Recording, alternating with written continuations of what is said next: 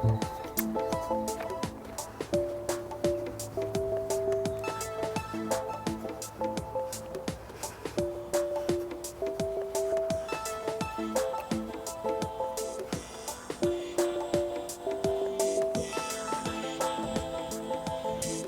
Sean McDonagh and I'm Columban missionary and I'm here in Dalgran Park. One very important aspect of the Christian life, of course, is our celebrations and our worship. We all know, for example, the period of Christmas when we celebrate the birth of Christ. We also know, for example, before Lent, there's 6 weeks of Lent, and also the season of Easter. Now there's a new season in the liturgical world for all of the Christian churches. It's called Seasons of Creation. It began with the Patriarch of Constantinople, Demetrius, in 1989, when he asked that Christians would pray for the environment at least one day a year, every year. So that was the 1st of September. And the season of creation culminates with the Feast of St. Francis, which is the 4th of October every year.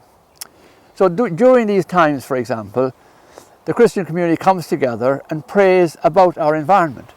But it's not just about prayer, it's also understanding, for example, what is happening. For example, in Ireland we have 98 species of wild bees, but 1/3 of them are actually facing extinction. So many communities might take seriously.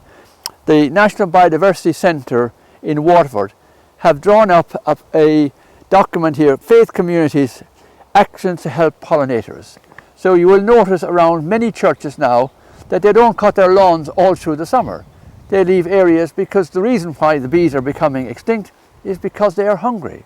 So that may be one way where the Christian community shows by prayer and action that it is concerned about the well-being of creation.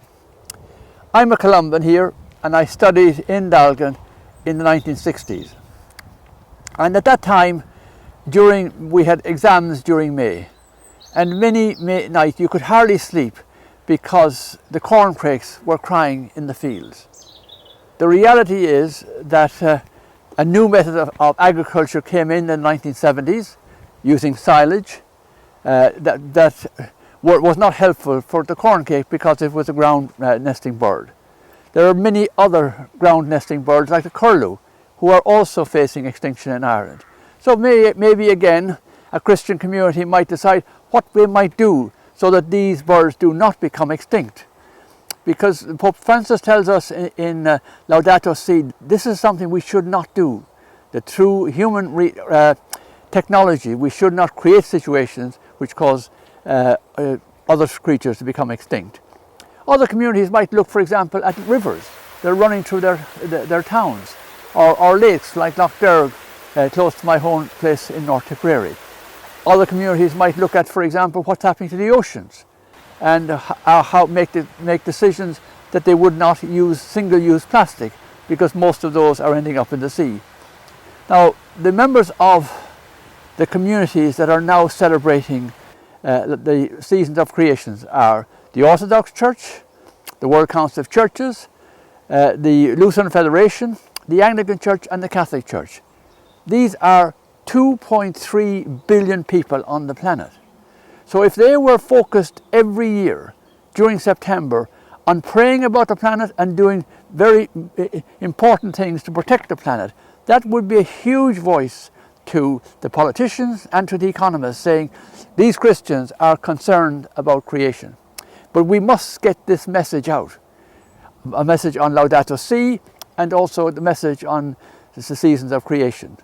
Just last week, in August 2020, I was talking to a farmer in County Wicklow, a young farmer who was interested in going organic on his farm.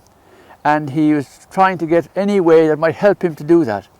But when I asked him, had he ever heard of Laudato Si, or had he ever heard of the Season of Creation, he said he hadn't. So here's a real challenge to us. Christians now must live their lives based on the understanding in Laudato Si of helping our neighbour, but also living in a sustainable way. And that way we will be living for the life of the world, which is basically what the Christian message is supposed to do.